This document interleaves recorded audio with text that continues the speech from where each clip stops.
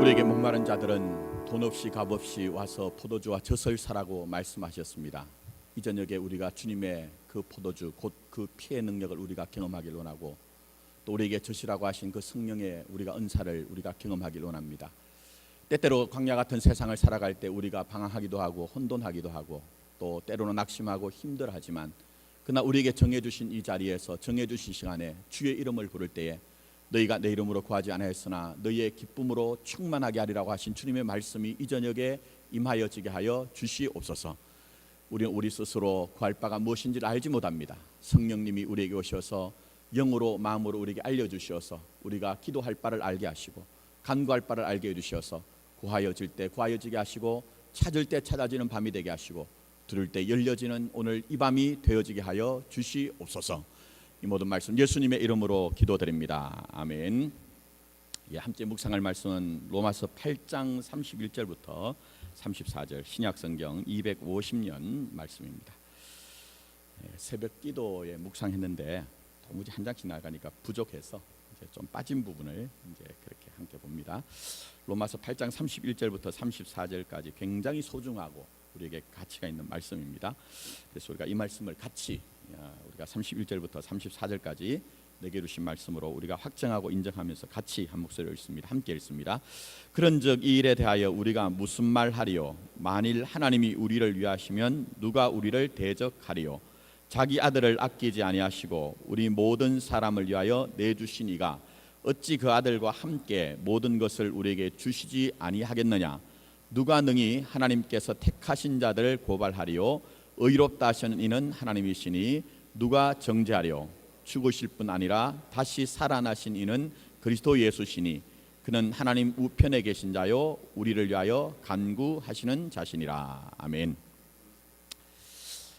새벽 기도 나오신 분들은 이제 오늘 이 본문 말씀의 구조를 좀 아실 것 같아요. 이제 로마서에서 제일 중요한 부분은 1장부터 8장까지입니다. 9장부터 필요 없다는 것이 아니고 그 복음의 풍성함이 뭔지를 우리에게 1장부터 8장까지 설명을 해내고 있거든요. 그 가운데 이제 또 제일 중요한 부분이 5장이에요. 5장에는 이제 특별히 21절에 이런 말씀을 우리에게 주십니다.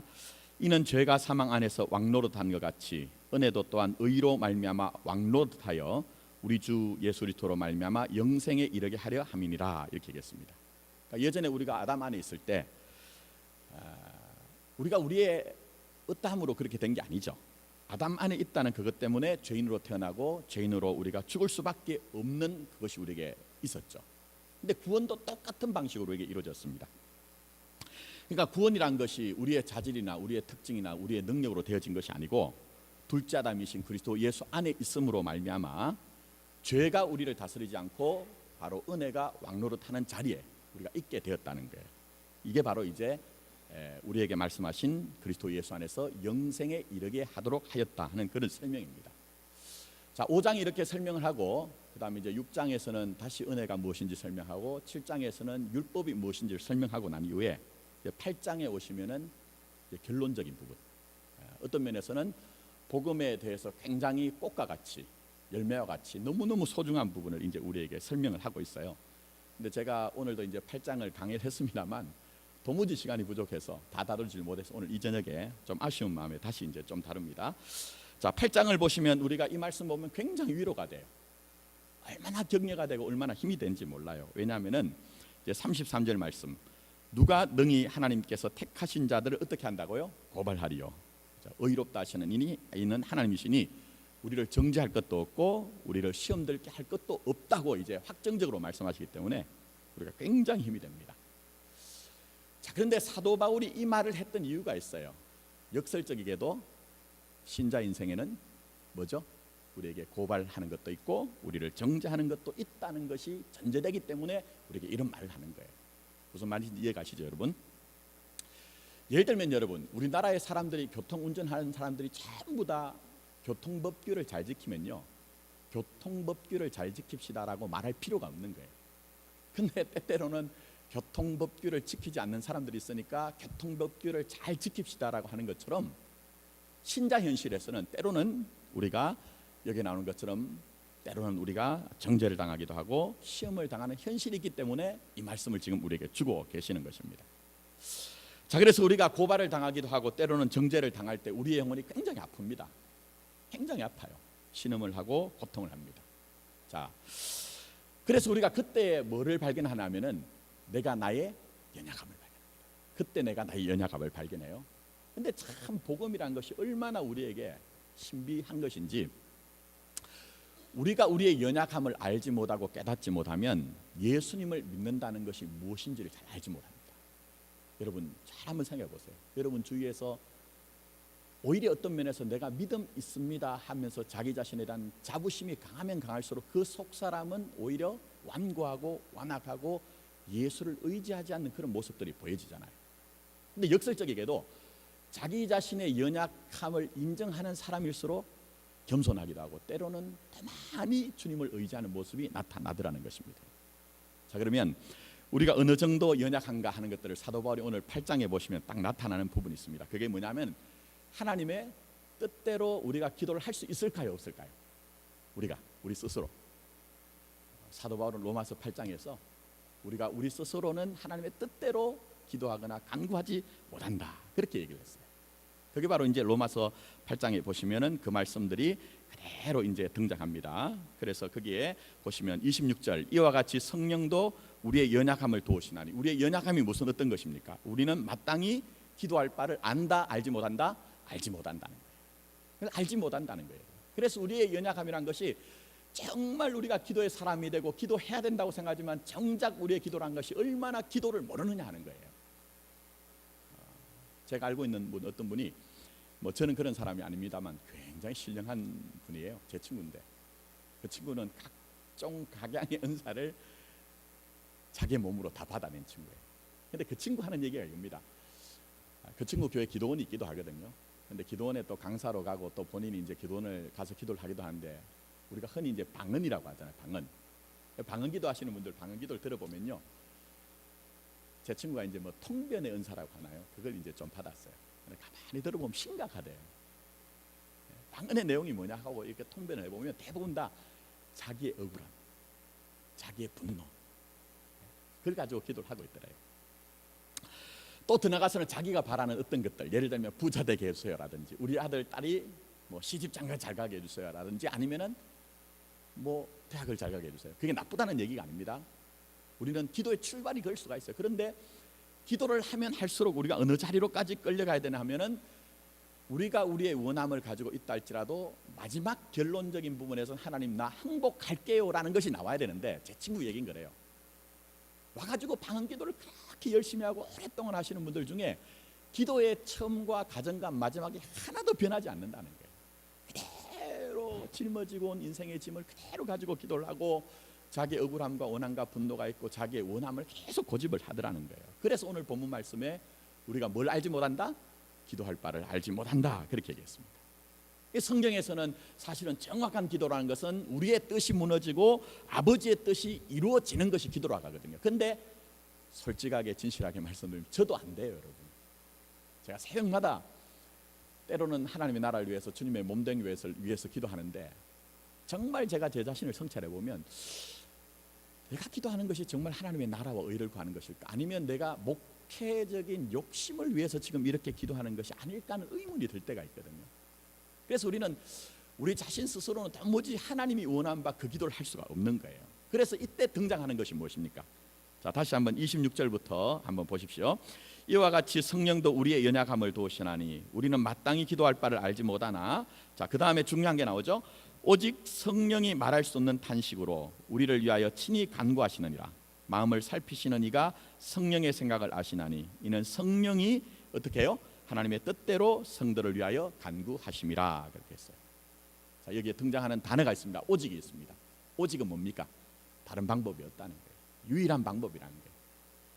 우리 단독으로 혼자 스스로는 도무지 하나님이 원하시는 그 기도를 할 수가 없기 때문에 성령님이 우리에게 오셔서 우리의 연약함을 도우심으로 말미암아 진짜 기도가 되게 하신다는 거예요. 그게 바로 여기에 나타나는 것이죠. 그래서 성령님이 우리에게 오실 때만 우리는 진짜 기도를 하는 것이고, 성령님이 우리와 함께 하실 때만 우리의 기도는 합력하여 선을 이룹니다. 선을 이룹니다. 그 선이라는 것은 결국 내가 가지고 있는 원함이라기보다는 하나님의 뜻이 이루어지는 것을 얘기를 하는 것이죠. 그래서 사도 바울이 지금 로마서 8장에 얘기하는 것은 다른 것이 아닙니다. 철저하게, 정말 철저하게 우리는 혼자 스스로 안 된다는 거예요. 혼자 스스로 안 된다는 거예요. 이미 사도 바울이 1장부터 뭘 얘기했느냐 보십시오. 여러분들이 여러분 스스로 단독으로 혼자 하나님의 영광에 이를 수가 있습니까? 여러분 단독으로 혼자 스스로는 전부 다 생명의 자리가 아니라 사망의 자리, 심판의 자리에 갈 수밖에 없습니다. 그러면서 그 말은 다른 말로 하면은 우리 주님의 일하심만이 우리에게 구원을 준다는 거예요. 우리 주님의 일하심만이 우리에게 구원을 주고 우리 주님의 일하심만이 우리에게 생명을 준다는 거예요. 그래서 오늘 말씀을 보시면 이미 제가 5장을 말씀드렸다시피 굉장히 중요한 이제 본문이라고 말씀드렸잖아요. 거기에서 제가 왕노릇하는 우리의 인생, 다른 말로 말씀드리면 우리가 아무리 잘나고 턱출하고 또 뭐 대단하다고 해도 우리는 그 제가 왕노릇하는 것 안에 있기 때문에 어쩔 수 없이 죄로 인해서 심판의 자리로 간다는 거예요. 예? 그래서 우리는 우리 스스로는 도무지 생명으로 갈 수가 없다는 것을 얘기하죠. 어떤 분들이 그러면 자꾸 의문을 제기해요. 그래서 제가 이제 그럴 때는 비유를 하나 듭니다. 이런 비유를 듭니다. 어떤 분들이 그런 얘기를 하거든요. 아니 제 주위에 보니까 사람이 참 착하던데요, 선하던데요. 그런 이런 비유를 듭니다. 여러분 해적선이 하나 있습니다. 해적선이 뭐 해적선은 여러분 어떤 일을 하는가 잘 아실 거예요. 근데 그 해적선 안에 해적들도 여러 부류가 있습니다. 정말 악독한 해적으로부터 한 중간 정도 되는 해적도 있을 것이고 또 마음이 아주 여린 해적이 있어요. 근데 이 마음이 아주 어려운 해적은 다른 배들을 약탈할 때 마음이 약하기 때문에 그 약탈하는 배에 있는 사람들을 세게 때리지 않고 살살 좀 때려요. 심지어는 그 있는 사람들이 코피를 흘리면 그게 너무 안타까워가지고 솜으로 이렇게 코피 흐르는 것도 막아주기도 하고, 상처가 났으면 머큐름, 우리가 어릴 때는 빨간 약이라고 했습니다. 빨간 약도 발라주고 그렇게 하는 해적이 있다고 생각해 보십시오. 자, 그러나 여러분 거기에서 아무리 좀 강도가 약해서 그렇게 착한 선한 해적이라 할지라도 그 사람은 뭐죠? 여전히 해적선 안에 있으면 해적이에요, 여러분. 그러니까 우리가 우리 스스로 단독으로 사망이 왕노릇하는 아래서 우리가 아무리 선하고 의롭고 공로를 세운다 할지라도 그들은 전부 다 하나님의 영광과 하나님의 생명과 상관이 없다는 거예요. 근데 중요한 것은 이제 우리에게 은혜가 왕노릇한 자리에 있는 우리 인생이 알아가는 것이 있습니다. 그것은 뭐냐면 세상 사람과 구별이 되는 것 아닙니다. 우리도 삼시세끼 식사를 먹어야 돼요. 그래야 우리가 활동을 하잖아요. 사실 제가 이제 이번 주에 설교가 오후 예배까지 있고 또 금요철야도 있고 그래가지고 굉장히 마음이 분주해가지고 어제부터 앉은 자리에서 계속 이제 식사도 안 하고 계속 이제 말씀을 준비했어요. 그러니까 오늘 상당히 기력이 떨어져요. 사람은 뭔가를 먹어야 돼요. 우리도 세상 사람과 똑같이 밥을 먹고 공기를 호흡을 해야 되죠. 활동을 해야 되죠. 또 여러분 안에 일어난 감정도 마찬가지입니다. 우리도 똑같이 희노애락이 일어나요. 그러면 뭐가 다른가 하는 거예요. 사망이 왕노릇하는 자리에 있던 자들이 아니라 둘째 아담이신 예수로 말미암아 은혜가 왕노릇하는 자들에게 있는 것이 무엇인가 하는 거예요. 그것은 딱 하나 차이가 있습니다. 그것은 바로 제가 말씀드린 것처럼 하나님의 일하심을 인지한다는 거예요. 하나님의 일하심을 우리가 느낀다는 거예요. 자, 그러면 하나님의 일하심이 뭔가를 우리가 좀 살펴보겠습니다. 제가 새벽에 묵상한 부분입니다. 자, 28절 한번 가보십시오. 자, 8장 28절부터 굉장히 이게 중요한 부분인데 이 부분은 그냥 읽고만 지나갑니다. 30절까지. 자, 같이 읽습니다. 시작. 우리가 알거니와 하나님을 사랑한 자 곧 그의 뜻대로 부르심을 입은 자들에게는 모든 것이 합력하여 선을 이루니라. 하나님이 미리 아신 자들을 또한 그 아들의 형상을 본받게 하기 위하여 미리 정하셨으니 이는 그로 많은 형제 중에서 맏아들이 되게 하려 하심이니라. 또 미리 정하신 그들을 또한 부르시고 부르신 그들을 또한 의롭다 하시고 의롭다 하신 그들을 또한 어떻게 해요? 영화롭게 하셨느니라 얘기합니다. 제가 이미 새벽에 설교를 했기 때문에 이분의 긴 설명 드리지 않고 여기에 나타난 게 뭡니까? 하나님의 뜻만이 선하다는 거예요. 그 하나님의 뜻은 바로 여러분이 하나님의 아들의 형상을 본받는 것이 하나님의 목적이라는 거예요. 그리고 그렇게 하는 방법은 여러분의 지식이나 여러분의 능력이나 여러분의 경건을 따라 되어진 것이 아니라 하나님의 아들이신 그리스도 예수, 맏아들이신 예수를 희생함으로 말미암아 우리가 양자로 편입됨으로 말미암아 되어졌다는 거예요. 그리고 그 일은 한 번으로 끝나는 것이 아니라 미리 정하신 그들을 부르셔서, 그죠? 그 부르신 그들을 의롭다 하시고 의롭다 하신 그들을 영화의 수준에 이를 때까지 하나님의 일하심은 전혀 멈추거나 중단되거나 포기하지 않는다는 거예요. 여러분. 그걸 지금 우리에게 얘기를 하는 것입니다. 그래서 여러분, 은혜가 왕노릇하는 사람은요, 요걸 아는 거예요. 아, 하나님이 나를 위해서 지금 이렇게 일을 하고 계시는구나 하는 것을 인지하는 거예요. 느끼는 거예요. 근데 문제가 하나 있습니다. 그게 뭐냐면은, 사람은요, 내가 보고 내가 듣고 내가 몸으로 느껴야지만 내 것입니다. 무슨 말이냐면, 내 몸 바깥에서 일어나는 일들은 내 것이라고 생각하잖아요. 근데 여러분 한번 잘 보십시오. 지금 하나님이 하신 일들은 내가 한 일이 아무것도 없거든요.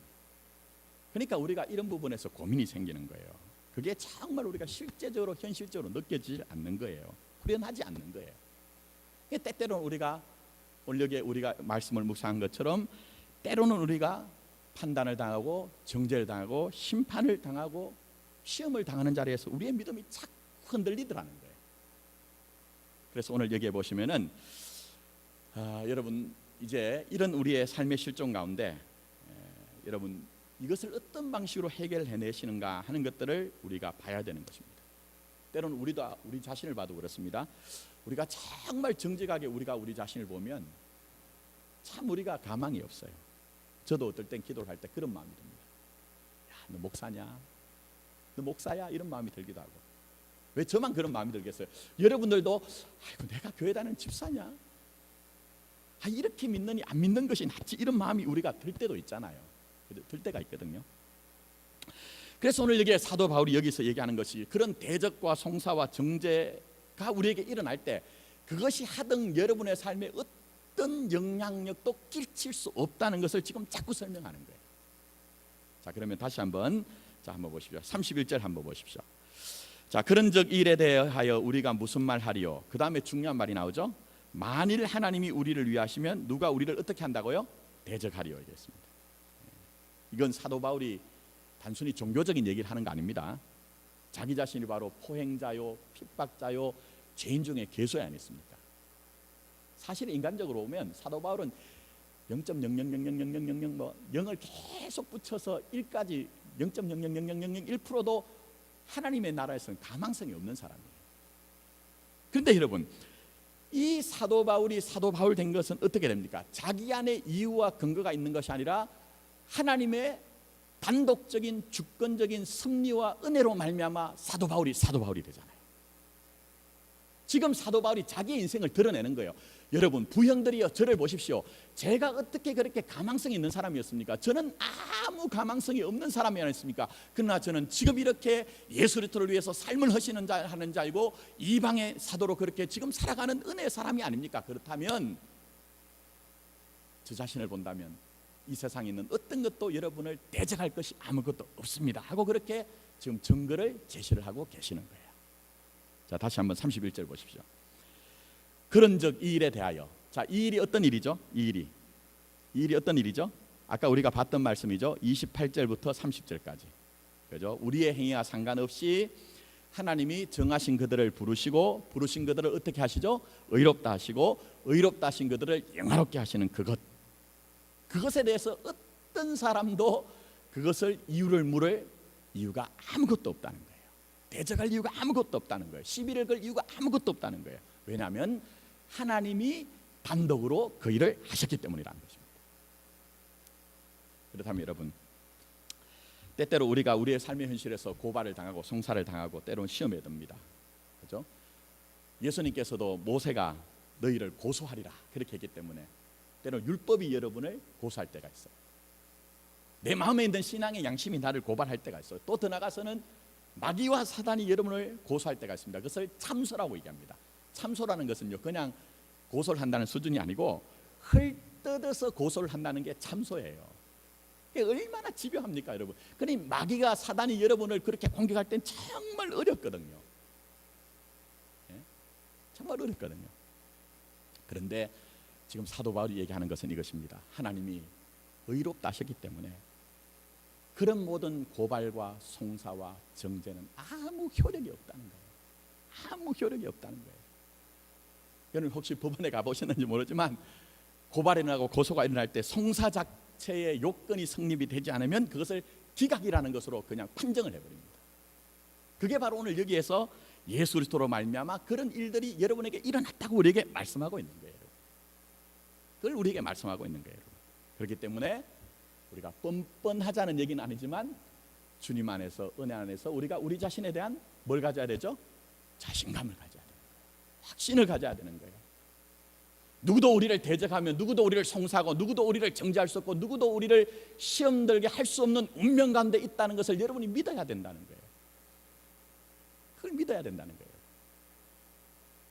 사람이란 존재가 얼마나 여러분 약한지 아십니까? 이거 실화입니다. 실화. 미국에서 어떤 사람이 장난 삼아서 메일을 보냈대요. 고위직에 있는 사람들한테 뭐라고 딱 보냈냐면은, 내가 당신이 한 행위를 모두 다 알고 있으니 몇 월 며칠까지 이 계좌로 돈을 보내십시오 했는데 어떤 일이 벌어졌을까요? 놀라운 일이 벌어졌어요. 그게 그 메일을 받은 대다수의 고위직에 있는 사람들이 그 메일에 보내진 그 계좌를 전부 다 돈을 붙였다는 거예요. 돈을 붙였다는 거예요. 그게 바로 인간의 실존입니다. 인간의 실존. 모든 사람이 피해도 마지막 단계에서는 한마디의 말에 무너진 것이 우리의 영적인 실존인 거예요. 왜냐하면 죄의 삭선 뭐죠? 사망이기 때문에. 감추었던 그 죄가 우리에게 드러날 때는 그 죄는 그냥 죄로 끝나는 것이 아니라 사망의 권세로 우리에게 임하기 때문에 우리가 두려워하기도 하고 떨기도 하고 때로는 약해지는 것이 우리의 모습이에요. 그런데 교회와 성도 현실은 그런 것과 상관이 없다는 거예요. 이미 지나갔다는 거예요. 왜? 우리의 인생은 은혜가 왕노릇하는 그 안에 운명 지어져 있기 때문이라는 것입니다. 이제 말씀을 맺습니다. 다시 한번 우리가 우리에게 일어나는 송사, 또 우리에게 여러 가지 시비거리, 시험들, 정죄들이 있을 때 우리가 이것을 물리칠 수 있는 근거가 뭘까요? 내가 교회 오래 다녔습니다 하는 것이 그것을 해결해 줄까요, 여러분? 내가 목사입니다, 내가 장로입니다, 내가 권사입니다, 내가 집사입니다, 나는 이렇게 몸에 열심을 가지고 헌신했습니다 하는 것이 여러분 안에 있는 그 정죄감을 해결해 줄까요? 그런 것들이 전혀 우리에게 그런 것들을 해결할 길이 없습니다. 오직 예수 그리스도 그분만이, 그분이 주시는 은혜만이 우리를 송사하고 우리를 시비거리 들고 우리를 시험 들게 하는 것들을 다 해결할 수가 있습니다. 그래서 로마서 8장 1절 말씀 보십시오. 여기 뭐라고 했습니까? 자, 8장 1절 우리 같이 한번 읽어볼까요? 굉장히 소중한 말씀이죠. 같이 읽습니다. 시작. 그러므로 이제 그리스도 예수 안에 있는 자에게는 결코 뭐가 없다? 정죄함이 없느니라. 이게 여러분의 운명입니다. 바뀌어질 수 없는, 포기될 수 없는, 심륜에 빠질 수 없는 그런 운명이라는 것입니다. 우리가 너무 믿지 못하니 사도 바울이 곳곳에서 자기의 서신에서 편지에서 이런 것들을 자꾸 말씀합니다. 자, 예를 들면 고린도후서 5장 21절 제가 말씀 노트대로 기록해드렸습니다. 하나님이 죄를 알지 못하신 자로 우리를 대신하여 죄를 삼으신 것은 우리로 하여금 저의 안에서 뭐가 되게 하려 합니다? 하나님의 의가 되게 하려 합니다. 이게 있어요. 주님이 하나의 죄와 허물이 없으신 분인데 그 주님이 정죄를 받게 하신 것은 바로 우리가 받아야 되는 정죄를 주님이 전부 다 십자가에서 받으심으로 말미암아 그 십자가에 하나님의 진노가 전부 쏟아질 때에 우리가 받아야 되는 정죄와 우리가 받아야 되는 모든 판단과 우리가 받아야 되는 모든 시험들은 결국 예수가 받고 우리는 그 예수로 인해서 의의 사람이 되었다는 거예요. 그래서 때때로 현실적으로 사실적으로 우리에게 여러 가지 시험이 온다 할지라도 이런 현실을 우리가 보는 것이 아니라 어느 자리로 돌아와야 되느냐, 은혜가 왕노릇하는 우리의 운명을 다시 한번 확인해 보셔야 된다는 겁니다. 아무쪼록 저와 여러분들 이런 믿음을 확인하시길 바라고, 자 34절 말씀 보십시오. 누가 정죄하려 죽으실 뿐 아니라 다시 살아나신 이는 그리스도 예수시니 그는 하나님 우편에 계신 자요 우리를 위하여 어떻게 하시죠? 강구하시는 자시니라. 그렇게 했습니다. 이건 간단한 얘기가 아닙니다. 자, 이제 결론적으로 말씀드리는데 이건 구약 전체를 봐야 됩니다. 근데 그냥 간단하게 설명드릴게요. 전에 제가 성막에 대해서 설명 조금 드렸기 때문에 이해가 되실 거예요. 대제사장이 지성소 안에 들어갈 때 그냥 들어가는 것이 아니라 갖추어진 의복을 입고 들어갑니다. 그때 대제사장의 복식 중에 여러분 기억하십니까? 그들의 가슴에는 뭐가 있죠? 흉패가 있습니다. 이스라엘의 12지파를 상징하는 보석으로 지어진 그 흉패를 그들이 차고 들어가고, 어깨에는 또 뭐가 있죠? 6지파를 새겨놓은 견대가 거기에 있습니다. 이것은 무슨 얘기입니까? 이스라엘 백성들이 자기 혼자는 도무지 지성소, 곧 하늘의 성전이에요. 그게 들어갈 수가 없는 거예요. 근데 대제사장과 연합하여 그 안에 들어감으로 말미암아 죄와 허물이 있음에도 불구하고 하나님은 그들을 의롭다 칭하시고 이제는 하나님의 백성이라 하나님의 자녀라고 말씀하신 것이 대제사장 안에 이루어졌다는 거예요. 근데 일이 그대로 지금 예수 그리스도 안에서 예표로 되어진 그 일들이 이루어졌습니다. 어떻게 이루어졌습니까? 자, 다시 한번 말씀 보십시오. 자, 거기 한번 보시면 그는 하나님 우편에 계신 자요 우리를 위하여 간구하시는 자신이라 했으니 우리의 믿음의 주요 온전케 하시는 대제사장인 예수님이 우리 위해서 그 하늘의 지성소에서 하늘의 성전에서 기도할 때 느낌이 오십니까, 여러분? 우리의 운명은 이미 어디에 있는 거죠? 하나님 보좌 우편에 함께 계신 거예요, 여러분.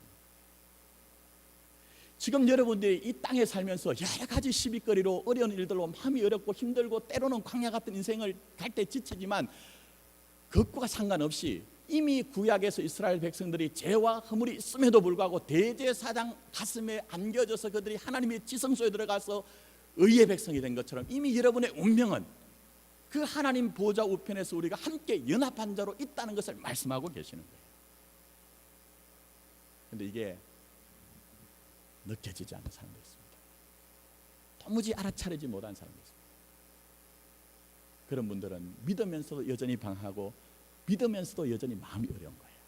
그래서 오늘 저는 오늘 이 저녁에 여러분들이 그런 우리의 운명을 잘 이해를 하시고 우리가 우리의 어떤 마음으로 살아가는 것이 아니라 때때로 이 땅의 삶을 살아갈 때에 정죄가 있고 판단이 있고 시비거리가 있다 할지라도 변할 수 없는 하나님 보좌의 우편에 있게 된 우리의 운명을 여러분이 잘 이해하고 믿었으면 좋겠다는 거예요. 자, 이건 김 목사 얘기가 아닙니다. 그래서 마지막으로 같이 한번 읽겠습니다. 자, 그 말씀 노트 한번 보십시오. 에베소서 2장 4절부터 6절 똑같은 얘기 하십니다. 사도 바울이. 자, 같이 한번 읽을게요. 자, 시작. 긍휼에 풍성하신 하나님이 우리를 사랑하신 그 큰 사랑을 인하여 허물로 죽은 우리를 그리스도와 함께 살리셨고 너희가 은혜로 구원을 얻을 것이라. 또 함께 일으키사 그리스도 예수 안에서 함께 어디에 앉았죠? 하늘에 앉히시니. 그렇게 얘기했습니다. 할렐루야. 이게 복음인 거예요. 이게 복음인 거예요.